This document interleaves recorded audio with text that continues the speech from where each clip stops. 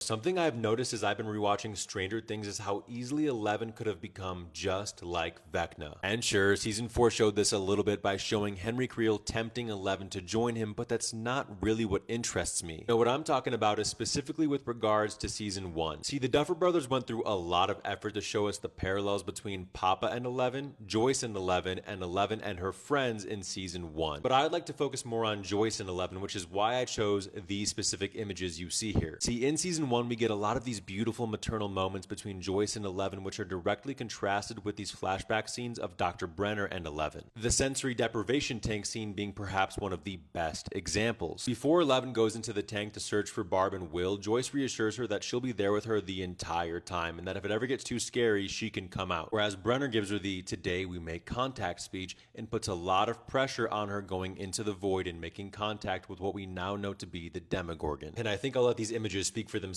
with regards to what happens during and after both of these sensory deprivation tank scenes, specifically with regards to how Joyce handles Eleven versus how Brenner handles Eleven. Joyce genuinely cares for Eleven in this moment and in the season, and she shows that, whereas Brenner is acting entirely out of self-interest. And had that continued, had Eleven not escaped and found her way to the kids and eventually to Joyce and Hopper, she would have been exposed to a traumatic life full of fear and control the same way that Henry Creel was before he became Vecna. Which is such an interesting prospect to think about, and I believe this idea will come full circle as a thematic through line in season 5, specifically with regards to contrasting Eleven and Will with Vecna. I mean, it's already been confirmed that season 5 will mirror season 1, so I believe this exploration of nature versus nurture and all the parallels we see with regards to that throughout the show will play a key role in the plot of season 5.